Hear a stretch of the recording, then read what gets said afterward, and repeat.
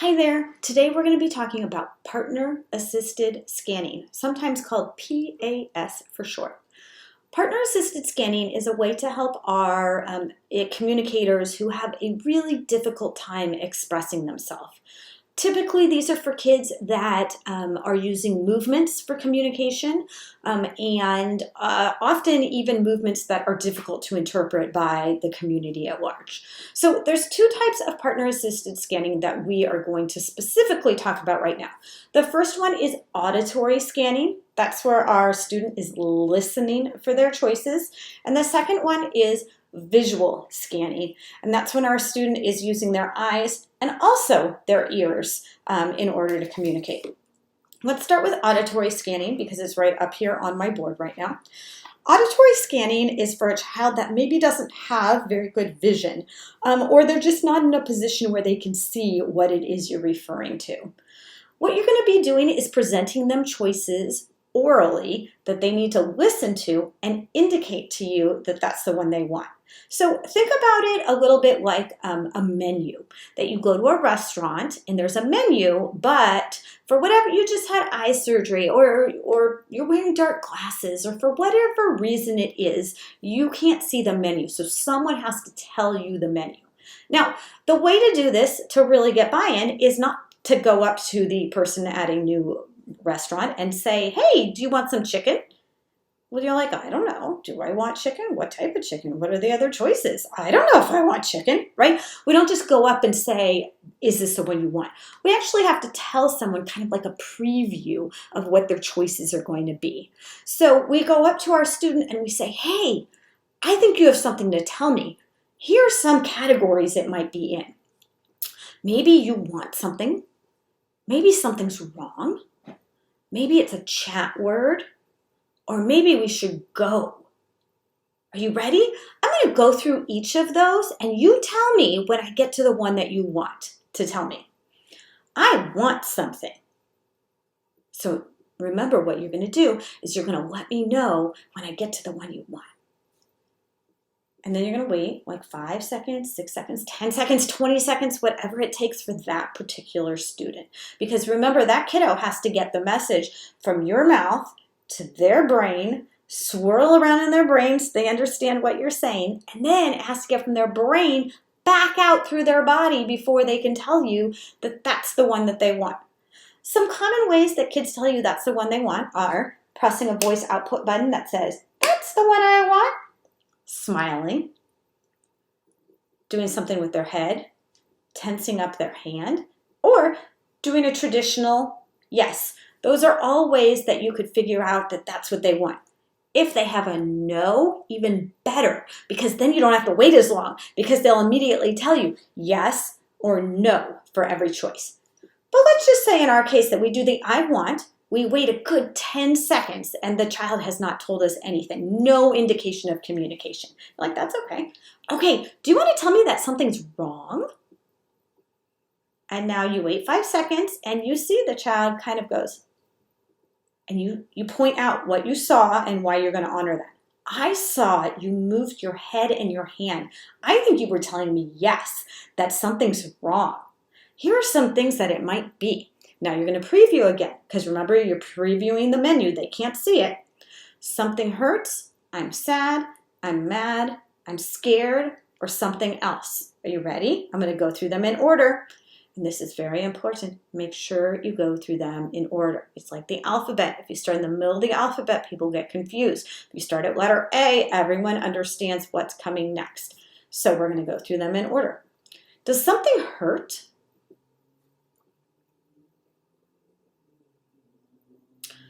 Are you feeling sad? Oh, I heard you make a noise. You must be telling me that you're feeling sad. Oh man, I bet you're feeling sad because you missed your mom today. Is that what's going on? Yeah, that's really sad. I understand. Sometimes I miss my mom too. So that's how you would go through the auditory scanning. You would go through, you'd give them a preview. You'd go through each category When they indicate that that's the category that they want to talk about, you do a preview going down, and then you go through each individual thing.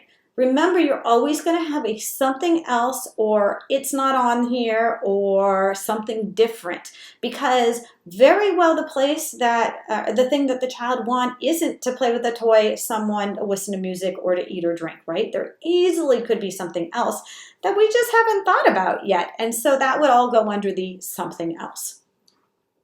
Okay, the second type of partner-assisted scanning that we're going to talk about is visual partner-assisted scanning. And there are many ways to do this as well. I'm just going to give you a preview for one of them. Just like when you're doing auditory partner-assisted scanning, you definitely want to do a preview and tell the student what it is that they're looking at ahead of time. So you say, I really think you have something to tell me. Here are some things that it might be. You might want to tell me that you like that, that you don't like that you need help, or that you have a feeling. Are you ready to tell me which one it is? Okay, do you want to say, I like that? Now, here's some differences with the one main difference with the visual and the auditory scanning is that in this case, the child can also communicate to you which thing they want by looking intensely at it. And one great way to do visual scanning is to have these four squares like kind of far apart, like on an eye gaze board, so that you can really see where their eyes are looking, because that's a very powerful means of communication for some of our kids that can't control a lot of different parts of their body. So in this case, let's say that we start with the I like that, and the kid is looking very closely at the I like that, and you are interpreting that as communicative. And I see that you're telling me I like that. Yeah, I like that too. I wonder if there's some more information we can go through here. Now, on this particular board, there's so many different ones. There's no standard. On this particular one, we have a lot of different choices. I think for the sake of this, I'm only going to go through these four. So our student has indicated, I like that. Now we're going to say, okay, let's tell me more about I like that. Ready? Here are your choices. Yes, that's great, that's funny, and wow. Get ready to tell me which one you want. Yes.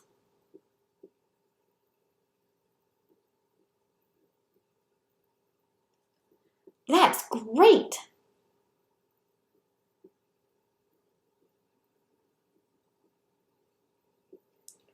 That's funny.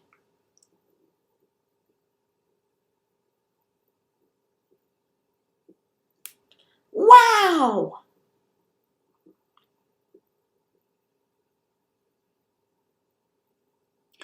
You haven't told me any of these. Is it something else? Oh, it is something else. Okay, let's try some different words. And then if that's the case, we actually have some more words here, and maybe the kiddo wants to say one of those words.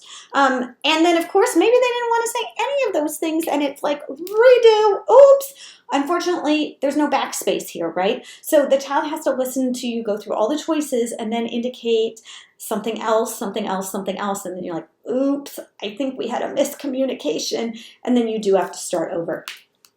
Some things that are difficult about communication partner scanning is that it is a very lengthy process. It is time intensive, and it requires a lot of attention, both for the communication partner and for the student who's using the communication partner scanning system.